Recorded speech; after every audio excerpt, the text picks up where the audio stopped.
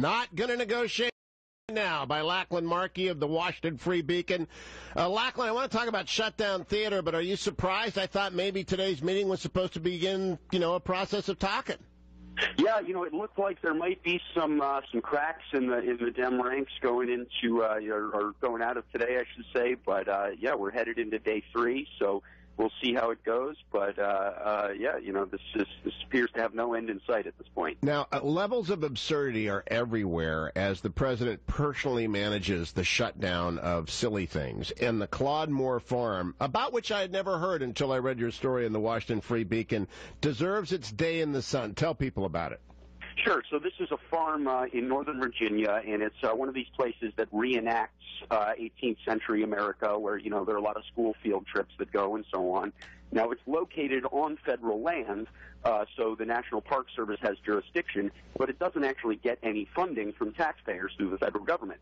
So much to its surprise, this week, they found out that the National Park Service was shutting down the park, even though they don't have to pay anything to keep it opening. And they even went so far as sending law enforcement officers to the park to eject volunteers and staff members.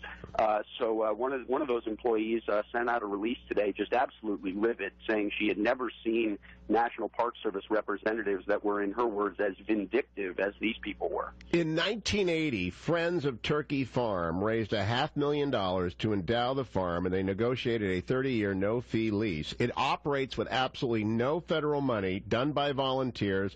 It's a historical reenactment site, according to your article, that authentically portrays life of an 18th century American family building a life on the near edge of civilized society. And they had to send agents to shut it down? Yeah, I'm sure that the folks at the park didn't think they were going to have to shut down because this place is entirely sufficient. The endowment, as you mentioned, provides all the funding that's necessary. So, it appears to be what a term that was coined in the Nixon administration called the Washington Monument Strategy, where essentially if you want to turn the public against federal budget cuts, you make those cuts as painful and visible as possible, by shutting down attractions that people go to on a regular basis and so on. Hence what we were seeing with the World War II Memorial, and I think this might be an extension of that. Now, World War II veterans yesterday stormed the World War II Memorial, the Honor Flight Network, and they were allowed back in again today. I guess the Obama administration understands they dare not go a bridge too far with our veterans. Yeah, I think they realized that they could have a potential PR fiasco on their hands if they tried to stop veterans from seeing their memorial. So, these are folks who get flown in from all over the country for free. Most of them have never seen the memorial dedicated to their service. They're, in their 80s and 90s. So it really would have been reprehensible if they hadn't been let in. But, I talked to a National Park Service representative who was there yesterday, and she said, the park is technically closed. So they were there again today, but, as you mentioned, they didn't go so far as to physically prevent people from walking into the memorial. Now let me ask you as well, though, Lachlan, I'm not quite sure what has happened with the service academies. I think there's a story here in the on-again, off-again, on-again Air Force Navy game this weekend. As of yesterday, it was canceled, as were all Service Academy athletic events, but I am hearing via tweet and email that the games are back on. Do you have any reporting on this? I haven't confirmed anything, but I know, the service members will continue to be paid, as far as I know. But there are certain aspects of the military services that will have to be cut, including, unfortunately, broadcasts of NFL games overseas and things along those lines. So I'm hoping it doesn't come to that. Of course, the Democrats in Congress rejected sort of stopgap spending bills aimed at alleviating some of that pain today. So it might take a full funding bill to get it going, but then again, Congress might find some way around it, try to alleviate that pain while they work out a deal. Well, I'm going to talk with Erwin Chemerinsky and John Eastman after the break about the president's authority. The president can order the NFL to be shown to the troops. He can consider that to be part of their essential well-being and morale. He can order that the games be played, and apparently he has. He's actually probably got a little command central going in there, like Lyndon Johnson directing bombing raids in North Vietnam, deciding what will and will not be funded. And that's what I'm wondering. Do you have any idea who's making these decisions on, no NFL coverage for the troops in Afghanistan, but the Navy Air Force game can be played but they can't play field hockey. And, who knows who's deciding this stuff? Yeah, I mean, it appears to be, and this is what some House members were saying today, it appears to be totally arbitrary. And actually, if you look at, in terms of the monuments in Washington that are open and not open, it's the very popular ones that are closed, the Lincoln Memorial, the World War II Memorial, and so on, and it's the ones that fewer people go to that are open.